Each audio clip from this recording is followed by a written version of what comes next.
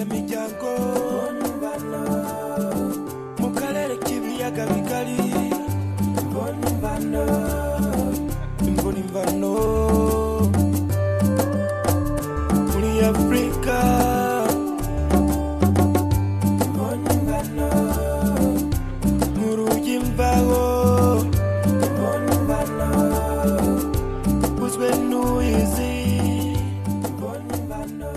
Igitondo cyiza mwese abateze amatwi BBC tugeze mu mwanya w'ikiganiro Imvo n'Imvano kuri uyu wa gatandatu tariki 22 z'ukwezi kwa gatatu umwaka wa 2025 turi mu mujyi wa Rubavu uhana imbibi n'umujyi wa Goma muri Repubulika ya Demokarasi ya Kongo tuvuga ku bucuruzi bwambukiranya imipaka. Abakora ubucuruzi buciriritse bwambukiranya imipaka hagati y'iyo mijyi baravuga ko ingano y'ibicuruzwa bajyanaga mu mujyi wa Goma yagabanutse cyane. Hagiye gushira hafi amezi abiri inyeshyamba za M23 zifashe umujyi wa Goma. Abacuruzi ba Rubavu bavuga ko urujya n'uruza no kwisanzura mu bikorwa by'ubucuruzi byorohejwe cyane ugeranyije na mbere inyeshyamba za M23 zitarafata Goma. Gusa abacuruzi bakavuga ko kuba banki zakoreraga mu mujyi wa Goma kugeza ubu zigifunze imiryango biteye ingorane mu bucuruzi bwambukiranya imipaka. Si mu bucuruzi buciriritse bwambukiranya imipaka gusa havugwa izo ngorane. Abafite ubumuga bakora akazi ko gutwara ibicuruzwa babijyana mu mujyi wa Goma nabo baravuga ko akazi kabo ubu katagenda neza. Ese ni ukubera iki? Turabaha ijambo muri iki kiganiro. Ni mu gihe Minisiteri y'Ubucuruzi n'Inganda mu Rwanda ivuga ko imibare igaragaza ko ubuhahirane hagati y'uburasirazuba bwa Kongo n'u Rwanda yazamutse kuko ako gace gakenera cyane ibicuruzwa biva mu Rwanda. Ikiganiro Imvo n'Imvano kuri uyu wa gatandatu mwagiteguriwe kandi murakigezwaho na Yves Bucyana. BBC gahuza miryango igoma ni kuri FM 93 n'ibice 8. Nongere mbahe ikaze.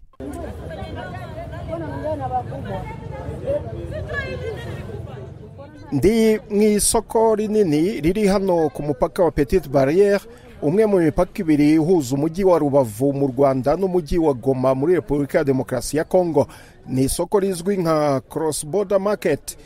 Aha mpagaze hakaba hacururizwa imboga zijyanwa mu mujyi wa Goma.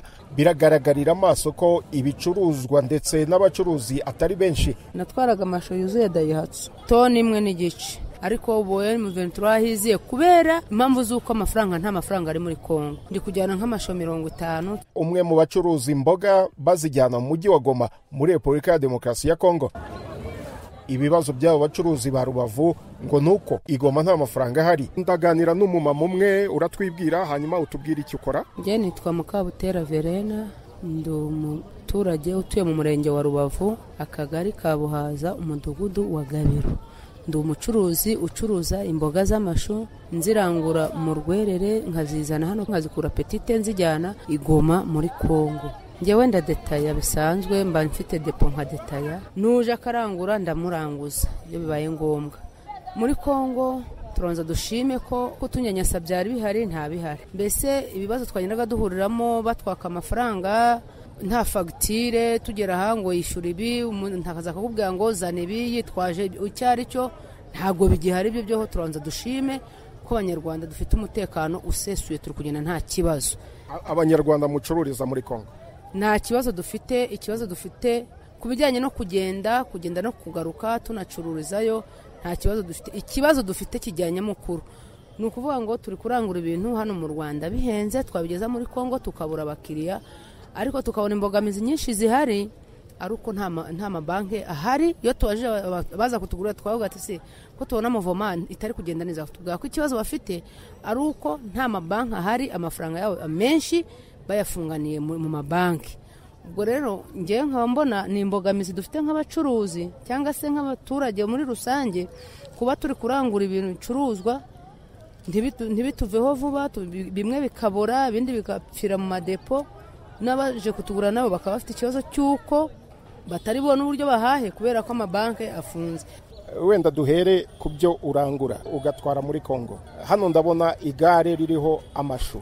Ni ibi wari usanzwe ucuruza ubundi ibingana iki, mbere byanganaga iki, ubu ngubu utwara muri Kongo ibingana iki? Duhere mbere M23 itarayobora umujyi wa Goma, watwaraga amashu angana iki? Najyanaga imodoka, ariko aho M23 isiye ntago. Wajyanaga imodoka ingana iki? Natwaraga amashu yuzuye Daihatsu. Ngo ni nka toni imwe, toni ebyiri? Toni imwe n'igice. Nibyo najyanaga. M23 itaraza, ariko ubu M23 hiziye kubera impamvu z'uko amafaranga nta mafaranga ari muri Kongo. Ntago nkibona ubushobozi, nahise mpomba kubera ko ari amasho yapfiriyemo mu gihe cy'amasasu. Nari mfite imodoka yose irahomba irabora, ubwo mpita mpomba gutyo. Ntago nkibona ubushobozi bwo kuba najyana amasho yuzuye Daihatsu. Ndi kujyana nk'amasho 50 cyangwa 60, nibwo bushobozi nsigaranye. Nk'iri gare ryonyine? Iri gare nta masho 50 arimo, haba harimo amasho 25, 30, ngungura nk'utugare tubiri. Nitwo njyana. Ni igihombo nahuye nacyo kubera ko amasasu yavuze naratemye amasho arabura nyine, amaze kubora, ubwo nta kindi kintu nari kurenzaho. Ikibazo uhura nacyo Igoma, bakubwira ngo iki abo wari usanzwe uranguzaho ibyo uvanye mu Rwanda? Abona ntuye ngurisha nta mafaranga ahari. Iyi niyo mbabaje ntese bimeze gute? Batubwira ko nta amafaranga yari ari mu mabanki. Bakatubwira ngo rero bazobona amafaranga nibafungura amabanki. Ubu naba bose nicyo kibazo bafite ubu. Abacuruzi muri rusange ducururiza Igoma ku bintu byari byo byose bijya Igoma, nta mafaranga ari kuboneka. Kujyanayo amashu 50 kubimbwiye ni ukwanga kwicara? Yirirwa nicaye, ko nago nakwirirwa nicaye ngo nirwe ndebana n'abana bavuye ku ishuri, hari ibyo bambaza, nanone ugasanga byabura, nanone umutekano mu rugo ukaba mukeya. Buriya bariya bapakiye hariya ntabwo ari ibyo bajyanye Igoma cyangwa? Bashobora kuba bijyanye Igoma, ariko nanone urabona bino niba biranguye uno munsi, none ni kuwa gatandatu, ejo ni ku cyumweru naho bazajya gucuruza, kuwa mbere akagenda akazagaruka kurangura nko gatatu cyangwa kuwa kane. Ariko kumva mbere amabanki afunguye n'amafaranga hari Igoma, biriya yakabijyanyije agacuruza hagasigara bikeya, utundi akaziya kuturangiza mu kwa mbere mu gitondo akarangura, kubera ko nta mafaranga ahari. Rero ntabwo umuntu ari kurangura ibyo aranguye ngo bishire bive muri depo vuba. None ubwo abigoma bo bari kurya ikize? Niba kurya kwabo, kubera ko n'ubundi baraza bakagura duke nk'uwagombaga kugura amasho y'5,000 akugura amasho y'1,000, kuko nibwo bushobozi afite. Ese wamurenganya? Ntabwo wamurenganya, nyine ubyakira gutyo kuko nta kundi byagenda.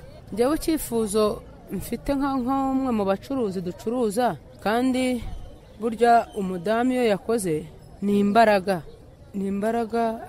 z'igihugu nazo zubaka. Iyo umudamu yakoze akabona ibyo agaburira abana, akabona yambitse abana bakajya ku ishuri, no mu rugo umutekano uraboneka, amahoro araboneka, urukundo rw'abana n'ababyeyi ruraboneka. Ariko iyo tutari gukora nabyo ni imbogamizi nyine. Mubatubwirire PSF barebe uko bicara bakemura ikibazo cy'abacuruzi ba cross border. Twebwe turi kubona ibintu biri kuba ikibazo cyane. Turebe ko umucuruzi nubwo ari muto arebe ko ubuzima bwakongera bugafungsiona neza, cyane ko ubu turi mu kwezi kwa gatatu, umwaka wa mituweli watangiye, tugomba kwishura mituweli, tuzayishura dukuyeho amafaranga. Aha naho ni mwibagiro rikuru ry'inka mu mujyi wa Rubavu. Ni mu masaha ya mu gitondo cya kare, inka nyinshi zamaze kubagwa, zirapakirwa mu mamodoka atonze umurongo hanze azijyana mu mujyi wa Goma. Nitwa Twahirwa Janvier, ndi umuyobozi w'ibagiro rya Rubavu. Ubucuruzi bwambukiranye imipaka ku nyama buhagaze gute nyuma yaho M23 ifatiwe umujyi wa Goma? Mu buzima busanzwe ubucuruzi buri hasi cyane bijyanye n'imigendekere n'imibereho y'abaturage. Ubuzima buri hasi cyane, amafaranga ntayo, aho n'imibare tubaga kugira inyama zirangire ni ikibazo gikomeye cyane. Kenshi na kenshi tukareba aho bituruka, nuko no mu mujyi muri rusange, nuko ariko ubucuruzi busanzwe uretse inyama natwe ziri hasi, ndetse n'abandi bacuruzi bavuga ko bitagenda kuko ubuzima bwasubiye hasi. Tuvuge ku nyama noneho, mwatwaraga inyama muri Kongo zingana iki, ubu ngubu bimeze gute? Mbere twajyanaga 80% y'umusaruro wose w'inyama zose twabaga ku ibagiro wajyaga muri Kongo, ariko ubu ngubu ndetse ni hafi 30% nizo twambutsa. byaragabanutse rero byaragabanutse cyane, ariko muri uko kugabanuka twizera ko ejo cyangwa ejo bundi ubuzima bwongeye kugaruka muri rusange, imibare izazamuka. None ni ukubera iki byagabanutse? Ku ruhare rwanjye mbona ko ni ubuzima muri rusange bw'abaturage butari bwasubirana, kuko ubonye activity zose muri rusange z'ubucuruzi muri domene zose ntabwo zari zasubirana nk'uko byari bisanzwe. Twebwe tukabyita ko wenda ni uko igihunga kiri mu baturage kongera gusubirana imirimo, basubire mu mirimo yabo, bitari byongera bihabwa imbaraga, ariko uko bazongera kwisuganya ubuzima bugongeye gusubira muri rusange, natwe imibare kizazamuka. Utubwiye 80%, ubwo bihwanye n'inka mwabagaga nk'inka zingahe mbere zo mwacuruzaga muri Kongo? Mbere twabagaga inka ziri hagati ya 60 n'ijana, ndetse isoko ryagendaga neza, inka zariyongeraga zikarenga n'ijana, ariko muri iyo mibare yose ku munsi, ndetse tukabona ko izo nyama zageraga kure, wenda bijyanye na kuko Kongo ni ngari cyane, hari ibicere bimwe byakoreshwaga n'indege, ariko ubu ngubu ibintu byose byarahagaze, ariko twizera neza ko ubuzima nibwongera gusubirana, abaturage bakongera bakisanga mu buzima nk'uko byari bisanzwe, natwe mu bucuruzi bwacu buzazamuka. Hari ikivugwa ko inyama zavaga hano Rubavu zikajya i Goma, ariko zikagenda zikagera n'i Kinshasa zijyanywe n'indege. Nibyo cyane, kuko izo activite ndetse byatwerekaga ko iyo indege zazaga, bamwe mu bacuruzi bacuruza inyama babonaga amakomande. Hari bamwe uretse ni Kinshasa gusa, hari bakubwira ko hari n'izajyaga Kindu. Uri kumva ko uko indege, ko Kongo ni ngari, kugera kure hari ahantu hatagera n'imodoka, ariko indege igerayo. Kumva ko muri icyo gihe ubwo buzima busanzwe, uretse inyama gusa, icyo kibazo cy'indege cyangwa ubwo buryo bwo gukoresha inzira y'ikirere, natwe byatugiriraga umumaro, kandi business muri rusange, uretse inyama n'izindi byose za fromage, amata, byose byarakoreshwaga muri ubwo buryo. Hari n'ikivugwa ko kuba mu mujyi wa Goma banki zitari gukora nabyo bishobora kuba biri gutera ingaruka ku bucuruzi bwa hano muri Rubavu. Icya banki sinagisubizaho cyane, kuko byose bijyana na ekonomi muri sanzwe, politike y'ubucuruzi, ariko y'ubuzima buri muri rusange, y'ubuzima buri abaturage bari mu buzima bwiza, n'ibyo bya banki nabyo, na banki nayo iba muri bimwe bituma ubucuruzi bugenda neza, ariko sinakwizeza cyane ko ari banki ibitera. Kabone ko iyo urebye politike y'ubucuruzi cyangwa inzira y'ubucuruzi, urebera mu buryo bugari. Twabara ikibazo cy'indege, wenda n'icyo cya banki ishobora kuzamo, ariko nuko abaturage banje bakisanga ko ubucuruzi bwongeye kugaruka, politike yongeye kuba nzima, ibyo byose hakabamo ukwizera cyane. Ubu nk'izi muri kubaga zigiye hehe? Zigiye kwambuka mu kanya, ni ukuzicuruza hano mu mujyi wa Goma, hano hafi, ku bacuruzi bato bahanga muri Kongo, ariko ugasanga n'abo bacuruzi bato nibo bamwe bagiraga n'izo komande zijya hirya no hino mu gihugu cyabo hakure, ariko ugasanga n'izo nkeya tujyana haracyarimo ikibazo y'uko zarangira, ariko byo hari ubwo zitarangira ku munsi. Hari ubwo zirangira, cyangwa bitewe n'imibereho n'uwagiye gucuruza ntacuruze neza, kumva bijyanye n'uko ubu situwasiyo mu buzima busanzwe itameze neza. None ubwo hari icyizere mufite yuko bizongera bigasubira kuranguza kuri 80% nk'uko byahoze mbere? Icyizere kirahari, kuko wenda turebye situwasiyo hari uko byari byatangiye n'uko bigeze ubu ngubu, icyizere kihari yuko mu minsi iri imbere ibintu bizatungana kandi ubuzima buzongera busubire ku murongo kandi abaturage bazongera bakore nk'ibisanzwe. Umujyi wa Rubavu kuri ubu uragaragaramo cyane umubare munini w'abanyekongo, bamwe bahari ku mpamvu z'umutekano basa nk'abatarizera cyane iwabo. Hari abacumbitse mu mahoteli, abafashe inzu zo kubamo n'abandi nk'uyu bambuka baje gutembera no kwishimisha. Kwa majina mimi naitwa Mupenzi Bizimana Sadiki, mnatokea Goma Kabutembo. Amazina yanjye ni Mupenzi Sadiki, nturutse Igoma Kabutembo. Ngewe niziye kwishimisha, kujenjoy njo turangu ya tatu. Ubusanzwe ndi umunyeshuri ni Igoma, ubu ni ubwa gatatu ngeze mu Rwanda. Sio kunyumba bakatambia kuvuka mu rugo barambwiye ngo kwambuka uza mu Rwanda ni ugukoresha ikarita gusa cyangwa CPGR, ariko ubu noneho twe turambuka dukoresheje jeton. Unaisha tu jeton unavuka. Sasa njo nashe tumeona tu profite ilo kazi. Natwe rero twavuze ngo reka dukoreshe ayo mahirwe tuze turebe uyu mujyi w'u Rwanda. Twari tutarawubona mbere na mbere, turishimye, tunafurahi sana kwanza. Ndio Goma se ubu twavuga ko imeze gute? Goma mambo iko donc iko niseme bizarre. Reka mvuge ngo Goma ubu iratangaje. Kuri ubu nta kazi gahari, amafaranga ntayo, ku mashuri baratwirukana cyane, banatufukuza sana kwa sababu hakuna pesa tu. Kwa nini kubera iki babirukana? Makuta ni kubera ko nta mafaranga ahari yo kwishyura ishuri kugira ngo abarimu nabo bagire icyo babona cyo kubagaburira mu ngo zabo, ya kukula nyumbani kwao. Tunasikia pia mambo ya ko twumva ko Igoma banki zidakora, nibyo bimeze gute? Mambo yakoje, tuambie.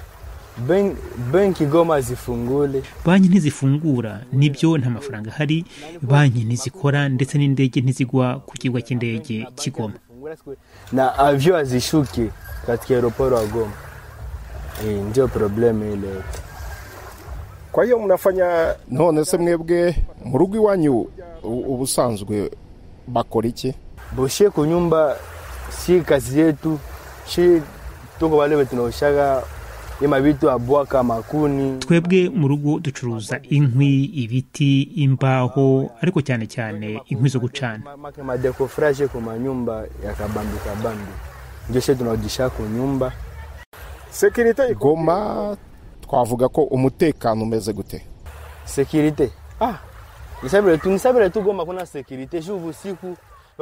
Umutekano sinavuga ko hari cyane, kuko twumva ngo hari abantu batewe mu ngo zabo nijoro, barabiba, barabakomeretsa.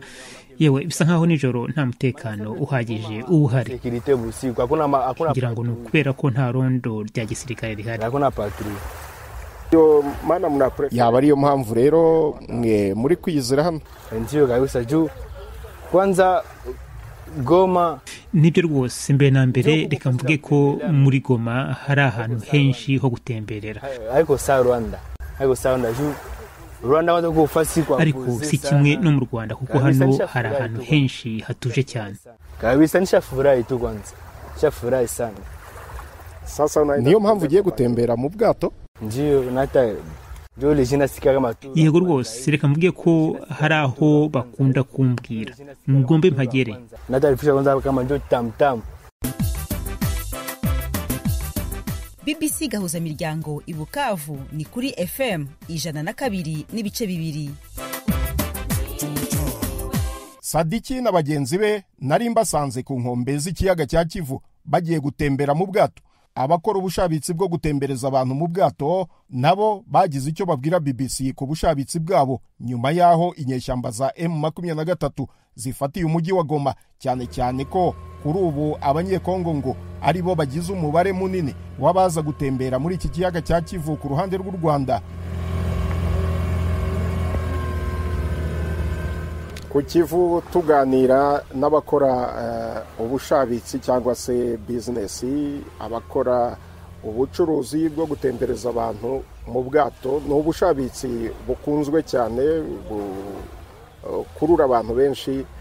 Uratubwira amazina yawe hanyuma dukomeza ikiganiro. Nitwa Ndungutse Edi, nkaba nkora ubukerarugendo bwo mu kiyaga cya Kivu. Ubu kuva M23 ariyo iyobora umujyi wa Goma, ubushabitsi bwanyu bumeze gute? Murabona abantu benshi? Murakoze, nk'uko mubibona yego akarere karatekanye, hari amahoro. Imbogamizi ziba zikiriho nuko abantu bari mu bice bitandukanye, mu bihugu bitandukanye, n'ababa i Kigali baba bumva ko inaha tukiri mu bihe by'intambara cyangwa hakiri amasasu, ariko nta kibazo, haratekanye, ahubwo nuko bashira impungenge bagatemberera akarere ka Rubavu, haratekanye, nta kibazo kabisa. Kuva M23 yayobora umujyi wa Goma, ubu ngubu murabona abanyekongo bimeze gute, bihagaze gute? Tubwire.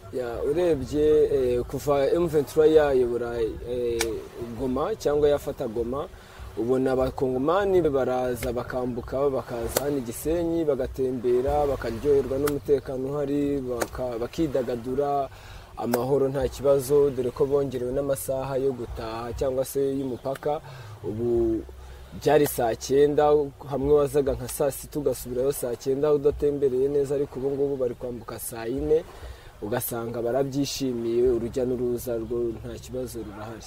Ubu no kuvuga ngo ubu bushabitsi bwanyu rero bwariyongereye, abakiriya barahari, nta kibazo? Urebye mu buryo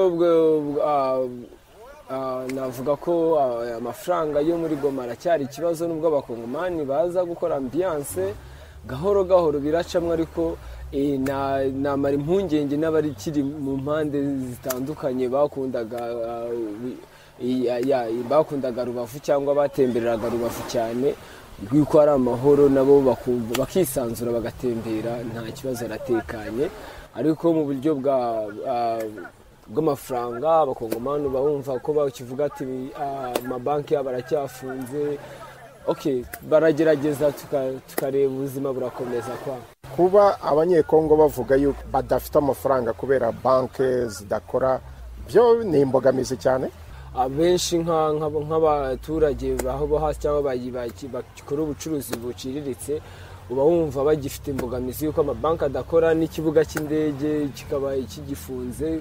Murabizi ko kino kibuga cy'indege cyahuzaga imijyi myinshi, Kinshasa irakora cyane kubera Goma, ibiryo inaha byarajyandaga kubera Goma, ugasanga nk'umuntu ukora business yo kujyana ibiryo za Kinshasa cyangwa woherereza ibintu Kinshasa, aragenda akora ku mafaranga. So n'ikibuga cy'indege ndumva ko nacyo cyaba kibitera cyane cyane, kuko nta rujya n'uruza rw'abantu barimo barabona kubera ikibuga cy'indege, kandi urazi ko Kongo ni nini, gukoresha imihanda ntabwo biba byoroshye. So numva ari cyo kintu kikibitera, ariko hamwe no gushima ubuzima burakomeza, gahoro gahoro bizagenda biza. Tugereranyirize mbere M23 itarafata umujyi wa Goma na nyuma aho yufatiye, ubu bucuruzi bwanyu bwo gutembereza abantu mu bwato hano muri Rubavu, tugereranyirize impinduka ubona zimaze kuba. Impinduka navuga zimaze kuba nuko iyo urebye ubu ngubu umukongomani araza mu Rwanda akishima, ari amahoro, kandi natwe hano dukora ubucuruzi butandukanye n'abakongomani, turambuka nta kibazo, ni amahoro. Urebye kuri ubu bikorwa byacu byo mu mazi, navuga ko bitarevorwa cyane yuko hari ibikorwa bimwe na bimwe byo mu kiyaga cya Kivu bicumbitse, kubera bakiri kureba situation y'ukuntu amahoro agenda, umutekano ugenda umera, ariko ndakeka ko vuba aha ngaha bizaba bimeze neza kurushaho, niko navuga, biragenda gahoro gahoro. Utubwiye ko hari ibikorwa bimwe na bimwe bicumbitse byo gutembera mu mazi, bivuze iki? Ubwo ni ukuvuga ngo hari aho mutemerewe kugera? Ni ukuvuga ngo hari projet zo mu kiyaga cya Kivu zigenda zikomwa mu nkokora, no kumva hafi aha ngaha mu gihugu, hafi y'igihugu cyacu cyangwa mu baturanyi, hari ibiturika cyangwa se havuga amasasu, ugasanga cyane cyane nk'izi projet za gaz methane twari twiteze mu kiyaga cya Kivu, ukumva urabizi ko ziba zirimo abanyamahanga cyane cyane. So iyo bumva situation atari nzima, baravuga reka turebe ko twakwegeza inyuma gatoya mu gihe bari barihaye cyo gutangiza wa mushinga cyangwa ya projet. So ugasanga nkatwe n'abandi bari bitezemwo akazi bakomeje gusa nk'abategereza cyangwa se ibikorwa bikasa nk'ibidindira, ariko iyo amahoro agenda aboneka ibyo bikorwa bikorwa mu gihe kirambye cyangwa mu gihe kirekire. Ariko aho mwatemberezaga abantu ho ntabwo hahindutse cyangwa naho hamwe na hamwe hagiye hahinduka? Urukumva aho twatemberezaga abantu ntabwo hahindutse, usibye ko hari ibigenda bihinduka nk'iyo mwumva Kongo isabira ibihano u Rwanda cyane cyane mu banyamahanga, mujya mwumva ko hari nk'imikino ya Tour du Rwanda, nubwo iba hari komantere nyinshi ziba zatewe abanyamahanga bari buze mu Rwanda bakababwira ko nta kwegera hafi y'imipaka, cyane cyane nk'aho urabona ko turi hafi y'umupaka wa Kongo n'u Rwanda, nuvuga ko na ya Visit Rwanda cyangwa se n'abakerarugendo tuba twiteze hari ukuntu bisa nkaho bagabanukamwo gatoya muri cyagiye baba bategereje kureba situation uko iri buhinduke. Ariko nkatwe cyangwa se nk'uko ubona urujya n'uruza rw'abantu ni ukubahumuriza no kubashishikariza kubabwira ko nta kibazo. Hari ukuntu wavugaga yuko abakongomani bakunda cyane kuza hano ku Kivu cyo mu Rwanda, byaba ari ukubera iki? Urebye abakongomani ahanini cyane cyane bakunda gutemberera ahantu hari umutekano, ariko by'akarushyo urabona Igoma ukuntu hateye, amazi yaho ni hejuru, nta mucanga bagira cyangwa nta plage bagira. So iyo bageze hano bakabona umucanga, bakabona plage, hari amahoro, ambiance, barishima cyane, ugasanga niyo mpamvu bibakurura cyane kuza kuri amazi yacu, kubera ko babona uburyo boga kandi bakogera ku mucanga batekanye. So nta plage bo bagira muri Igoma, niyo mpamvu akenshi ubona uru rubyiruko rwose ruri hano inyuma yacu ari abakongomani baba bakurikiye amazi cyangwa se umucanga wacu ahangaha i Rubavu. Ku rundi ruhande, abamugaye bibumbiye mu ishyirahamwe Kotararu basanzwe bafasha abacuruzi baciriritse kugeza ibicuruzwa byabo mu mujyi wa Goma bakoresheje amagare yabugenewe, nabo ngo muri iyi minsi akazi kabo gasa nk'akahagaze. Nitwa Niyonzima Vedaste, ndi perezida wa koperative Kotararu. Kotararu ni koperative y'abantu bafite ubumuga yambukiranya umupaka, ikura ibicuruzwa mu Rwanda ibijyana muri Kongo, igakura n'ibindi muri Kongo ibizana mu Rwanda. Mufite abanyamuryango bangahe bakora ku kazi ko kwambukiranya imipaka? Ni ukuvuga koperative yacu yo mu Rwanda Kotararu dufite abanyamuryango 285, tukagira n'urubyiruko rudusunika rugera mu 1000, tukaba dufite n'abandi bafite ubumuga dukorana nabo muri Kongo, bafite koperative yo ku ruhande rwa Kongo, nabo bagera muri 500.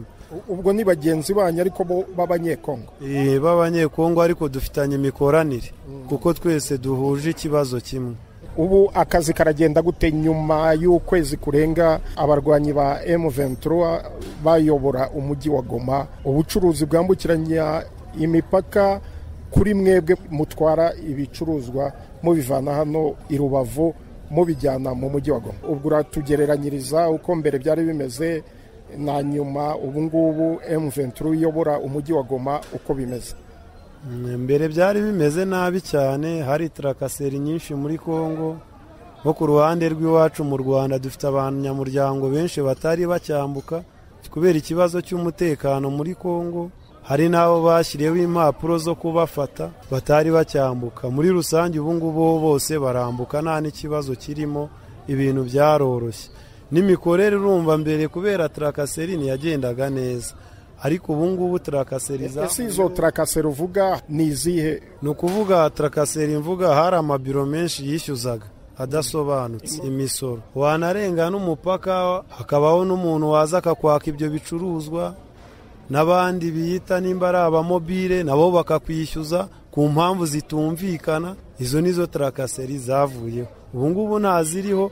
Ariko nabwo aho M23 wiziye dufite umutekano, ariko twe ku ruhande rwacu rw'abafite ubumuga ubucuruzi bwacu akazi nabwo bigitangira kari kameze neza, ariko nyuma uko M23 igenda ishyiraho ingamba twe twahuye n'ihungabana mu kazi.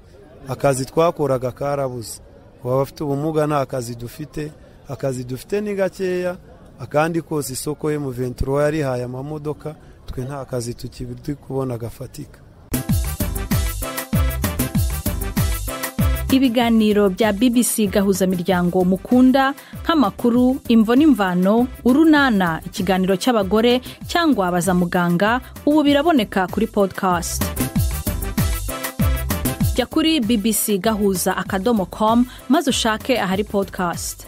Amakuru yose y'uko podcast ikora nuko wayishyira muri telefone yawe, byose urabihasanga.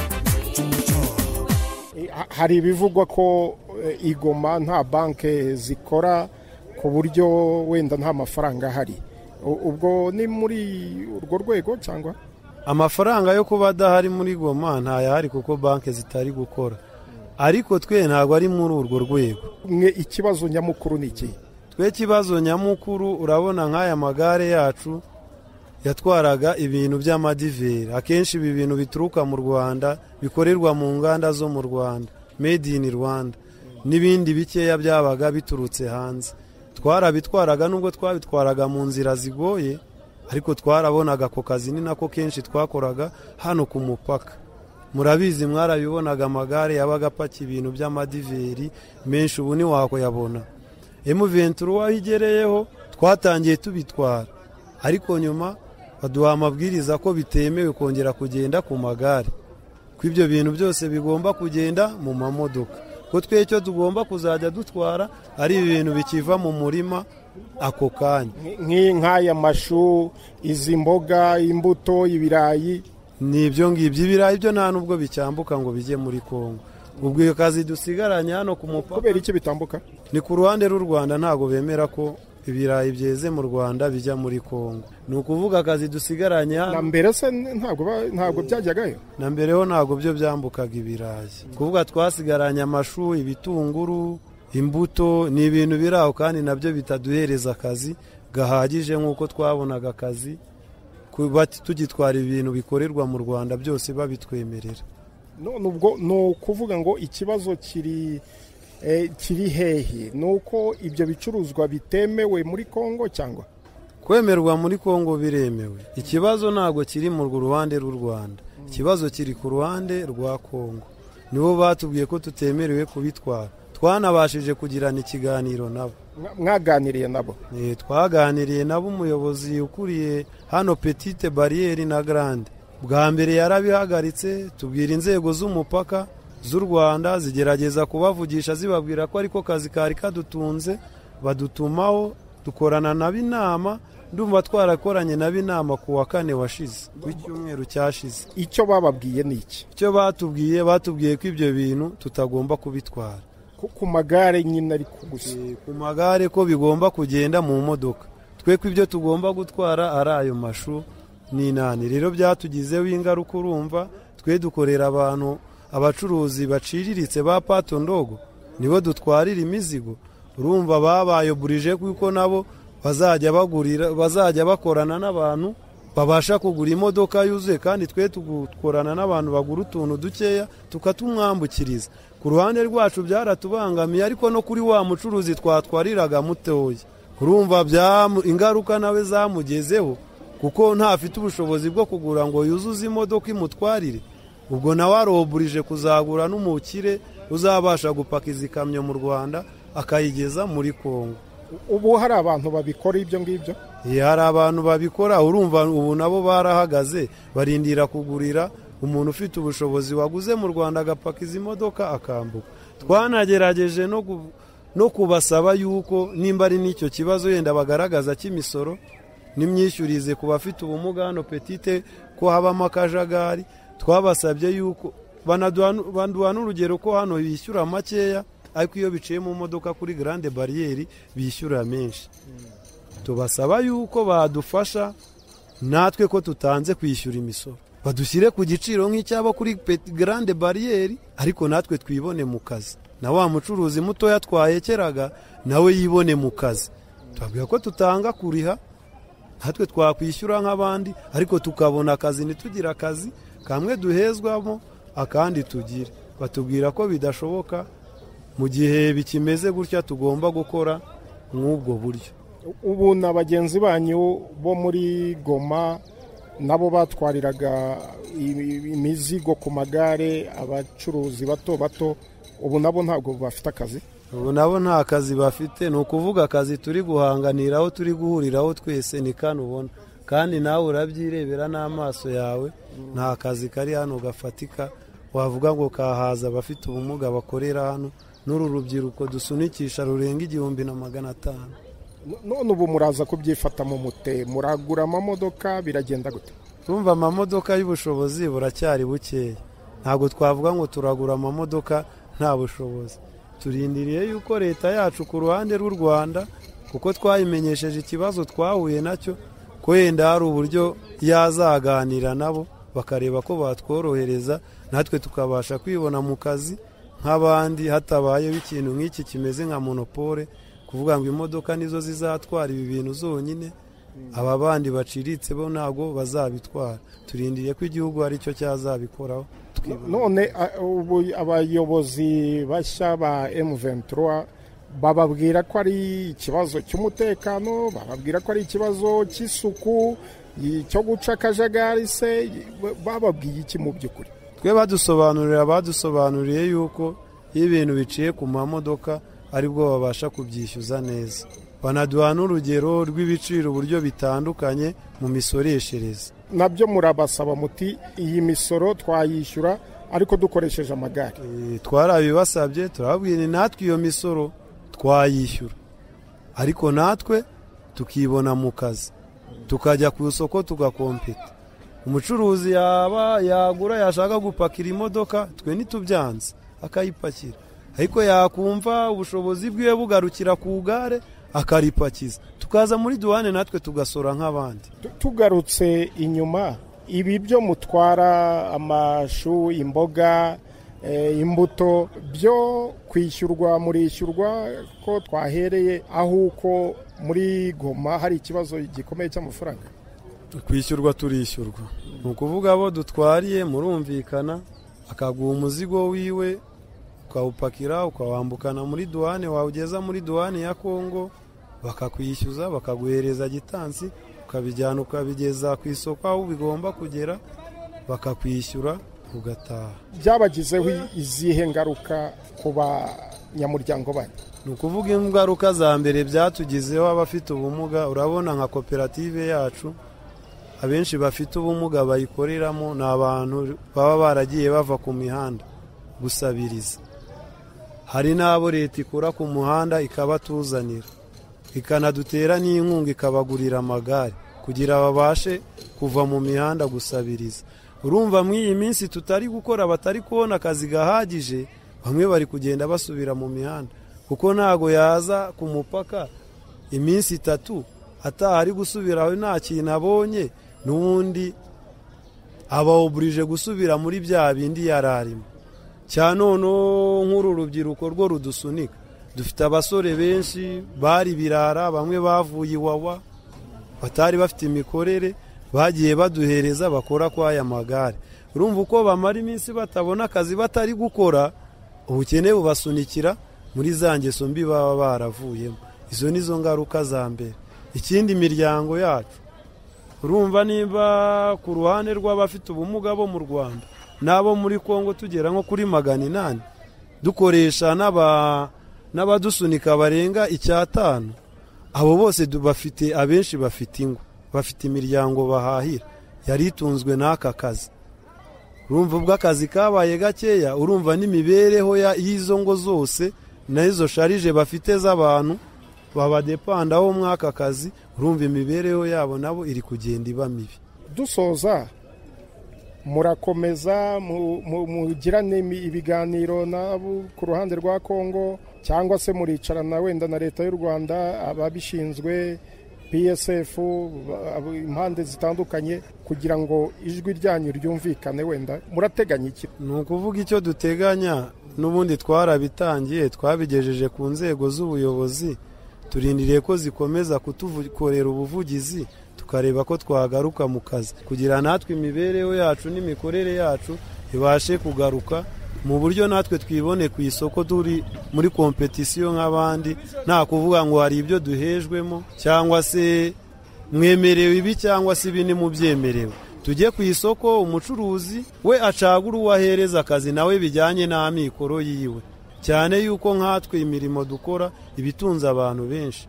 Itandukanye nuko wafata imodoka ngo niyo uhaye isoko ryonyine, imodoka izagaburira nyiri imodoka na tandiboyi wiwe n'uwo mucuruzi wayipakiyemo. Mu gihe iyo modoka imwe uyihaye no magare yacu ishobora gutwara amagare 30 bara bafite ubumuga 30, ubare abasukumye ni nk'ijana, ubare n'izo ngo zose zizarya kubera ko iryo gare ryabashije gukora. Na leta twizeye neza yuko hari ikiri gukora kugira ngo tubashe kuba twagaruka mu kazi twibonemo nk'abandi, tujye ku isoko duhanganira umurimo nk'abandi. Bashyireho ibiciro nk'uko imodoka bayisoresha, natwe nituza bakubarira ibicuruzwa uzanye bagusoreshe, natwe turebe ko yena wasaguramo n'ibyo 2 cyangwa 5 bigabane n'uru rubyiruko dukorana nabwo, ubuzima bubashe gukomeza neza. Hagiye gushira hafi amezi 2 inyeshyamba zo mu mutwe wa M23 zifashe umujyi wa Goma. Ni umujyi usanzwe uzwiho gukorana ubucuruzi n'umujyi wa Rubavu mu Rwanda, ubucuruzi bufitiye akamaro gakomeye abaturage bo mu mpande zombi. Kuba banki mu mujyi wa Goma zitari gukora, bamwe mu banyekongo bafite amakonti mu Rwanda barambuka bakifashisha banki zo mu mujyi wa Rubavu. Hagati aho Minisiteri y'Ubucuruzi n'Inganda muri iki cyumweru yatangaje ko imibare igaragaza ko ubuhahirane hagati y'uburasirazuba bwa Kongo n'u Rwanda yazamutse, kuko ako gace gakenera cyane ibicuruzwa biva mu Rwanda. Ibi bigaterwa n'uko zimwe mu nzitizi ku rujya n'uruza zahozeho ubu zitakiriho.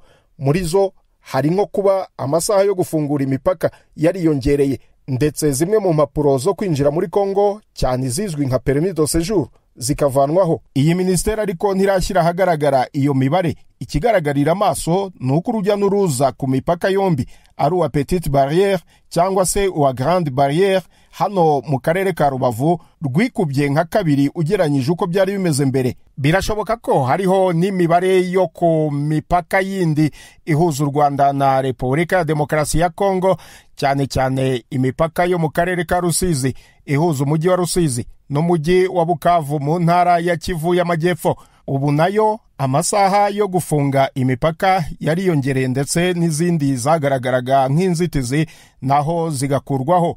Ikindi kandi ni uko kuri iyi mipaka yose hanyura ibicuruzwa byinshi by'ubucuruzi mpuzamahanga. Nubwo havugwa ibyo bibazo by'amafaranga mu mujyi wa Goma, hano mu mujyi wa Rubavu abaganiriye na BBC bishimira kuba ibyagaragaraga nk'inzitizi ku Banyarwanda mu kwinjira i Goma bitakiriho. Mbere y'uko M23 yinjira muri Goma twishyuraga permis de séjour, abakozi basanzwe bakora akazi gaciriritse twishyuraga amadolari 40-35 hamwe n'ibindi byose byatwaraga 45 n'amafoto n'ibiki. Kugira ngo ubone icyo gipapuro twishyuraga amadolari agera muri 45. Hanyuma abantu bakora bijyanye no gucuruza amafaranga barebo twita abavunjayi cyangwa abayeshanjere bishyuraga permis de séjour y'amadolari 50. Kubera iki? Kubera ko babaga bacuruza amafaranga. Babonaga nk'abantu bafite amafaranga bishyuraga permis de séjour y'amadolari 50. Ubundi se permis de séjour icyo gipapuro kuki bacyakaga Abanyarwanda gusa? Batubwira ko ari uburenganzira, ko ari igipapuro kiduha uburenganzira bwo gukorera mu gihugu cy'abaturanyi. Ni igipapuro kiduha uburenganzira bwo gukorera mu gihugu kitari icyacu. Yego. Hanyuma rero byari itegeko kucyishyura, aho utacyishyuye ugasubira mu Rwanda. Kandi twese duhahira muri Kongo, ntago wabaga wabura kucyishyura kubera ko akazi gacu ka buri munsi gakorerwa muri Kongo. None ubu byagenze gute? Ntabwo ikiriho? Oya, ngo ntaye, none se ko turinjira neza, ntawe yitubaza. Winjira ukoresheje iki? Nk'ibisanzwe mu Rwanda baduterera kashe kuri CPGL cyangwa kuri laissez-passer. Ariko muri Kongo ho baratangaje to Abakongomani hari n'Abakongomani bari bamaze nk'imyaka nyinshi cyane batagera no mu Rwanda, ariko ubu ngubu bari kwinjira hariya bakabahereza jeto bakinjira mu Rwanda bagatembera bagasura imiryango abavandimwe n'inshuti bagataha kuri jeto. twe turacyakoresha laissez-passer bakateraho kashe twinjira Kongo tukishyura na CPGN. Twe mu Rwanda turacyakoresha CPGN ntabwo turahabwa jeto, ariko uko biri ubu ibintu bimeze neza cyane, nta trakaseri zihari. Wishyuraga permis de séjour yo yamaraga igihe kingana iki uyikoresha? Igihe kingana n'umwaka. Umwaka se urumva utahwanye n'ayo mafaranga mwatangaga, ayo madolari? Ntago mbizi, sinzi niba bifashe mu iyihe mibare, ariko sinzi niba bifashe mu iyihe mibare, ariko twabonaga batubazaga amafaranga abanye n'amadolari 45 tukagenderaho umwaka wose. Sinzi ngo bihwanye ubu binyujije mu iyihe mibare, ariko niyo twishyuraga twebwe niko tubizi. Ngibyo byari itegeko rya Kongo en fait. Ubu kubitariho urabibona gute? Nukuri ibintu bimeze neza. Ibintu bimeze neza, turishimye, abantu bari kwinjira neza, tugahaha, tugataha. Ibintu bimeze neza. Hanyuma hari n'amasaha yo gufungura umupaka. Ubu amasaha ameze gute?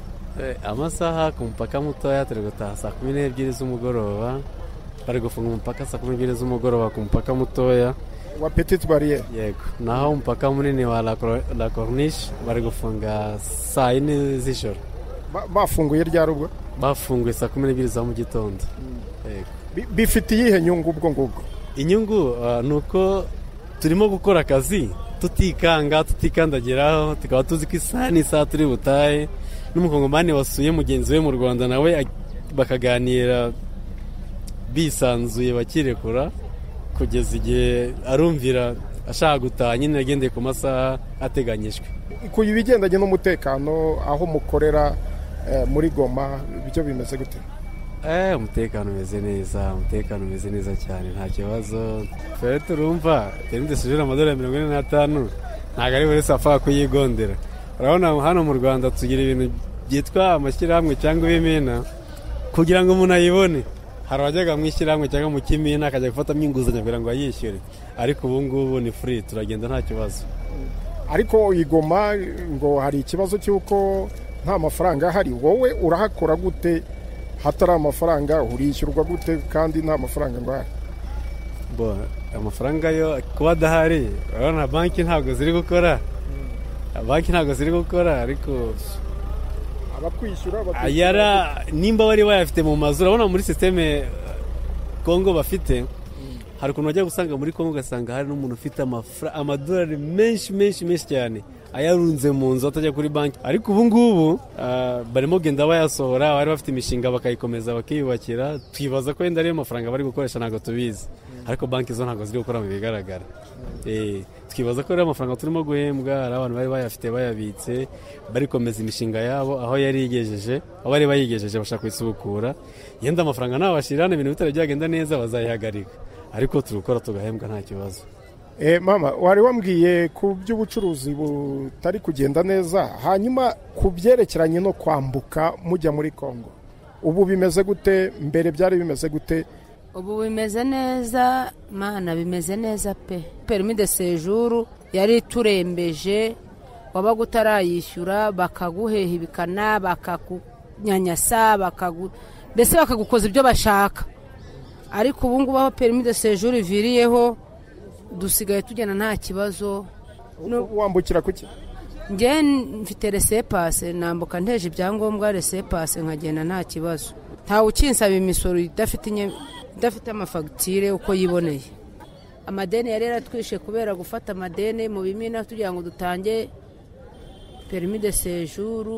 Mbese abantu bari barwaye imitima kubera permis de séjour. Tuvuge kuri mwebwe wenda abafite ubumuga, wasabwaga kuba ufite laissez-passer cyangwa se CPGR yaha mu Rwanda. Umuntu wakwambuka wagera muri Kongo ugasabwa no kugira permis de séjour, ariko ubu ngubu permis de séjour yavuyeho. Biraboroheye noneho nta kibazo byo kwambuka, biraboroheye kwambuka aho biratworoheye cyane, ubu nta kibazo kihari, turambuka neza.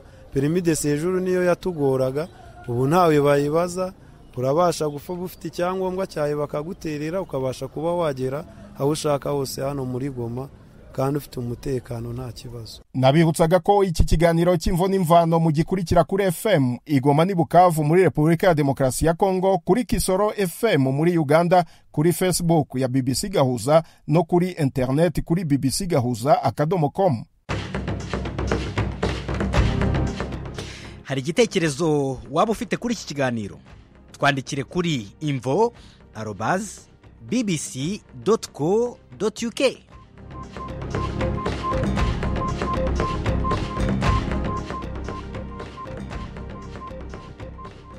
Ese ishyirahamwe ry'abikorera ku giti cyabo mu mujyi wa Rubavu riravuga iki ku bucuruzi bwambukiranya imipaka hagati y'umujyi wa Rubavu n'umujyi wa Goma? Ku murongo wa telefone ndaganira n'ukuriye iryo shyirahamwe.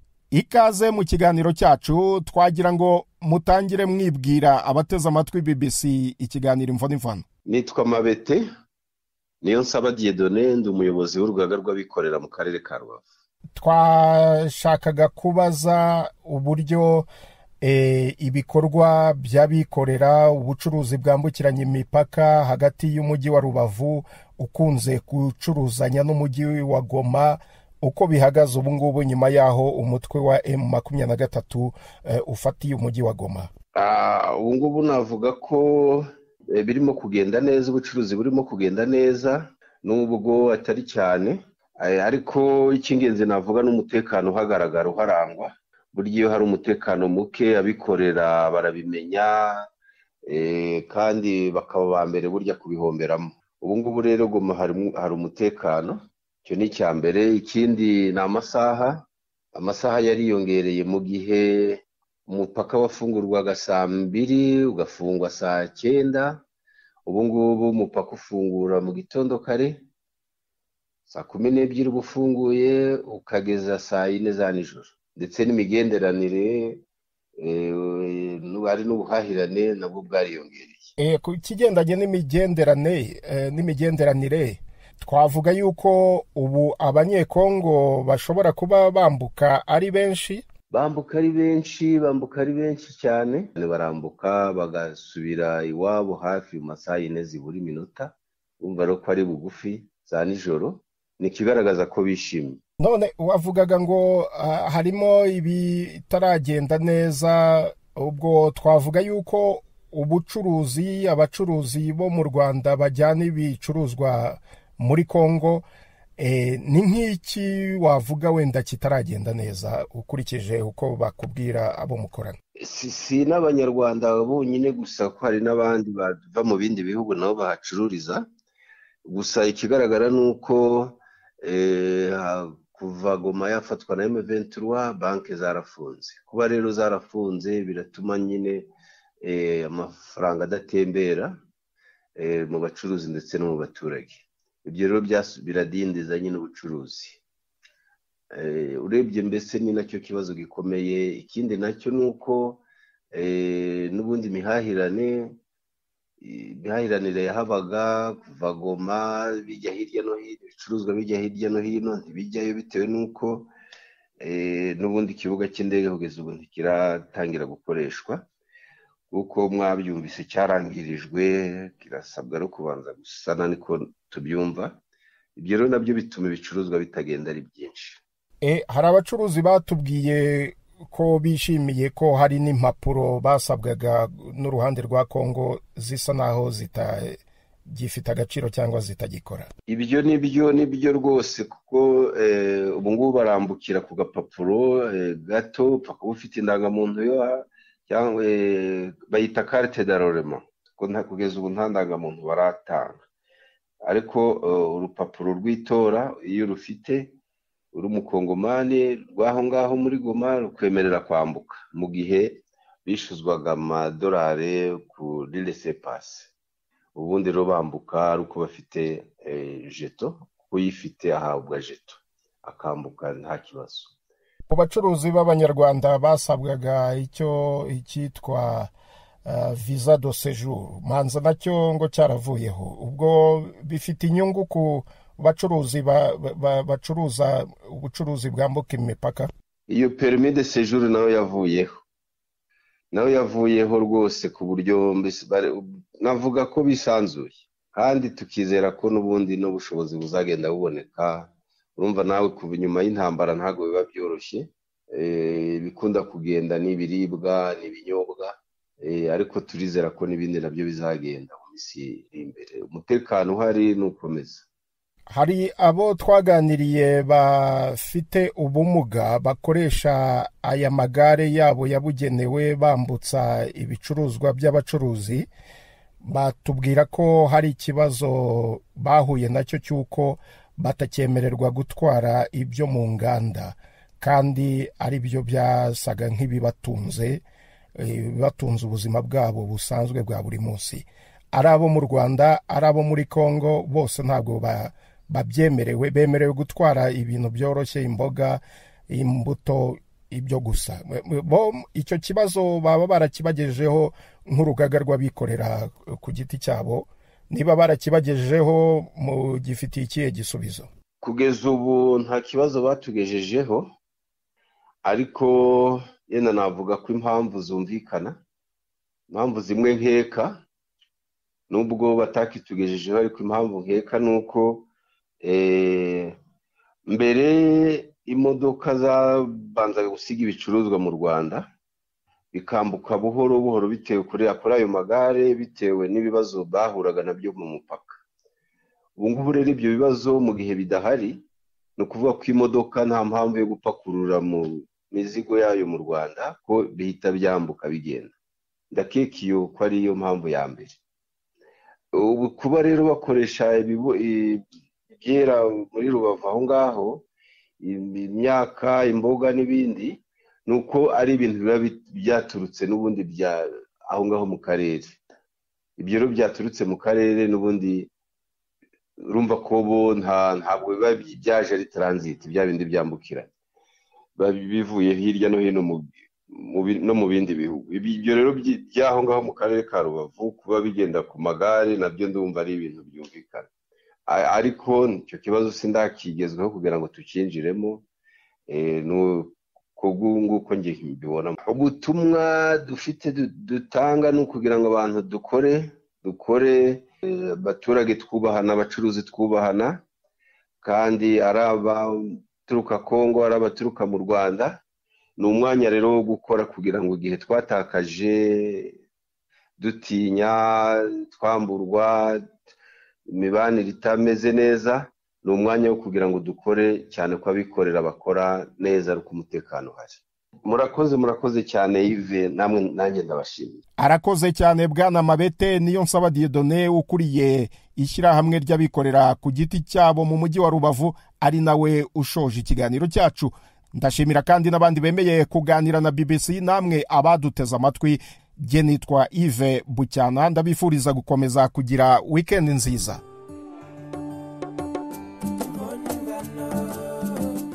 Kuri BBC gahuza imiryango.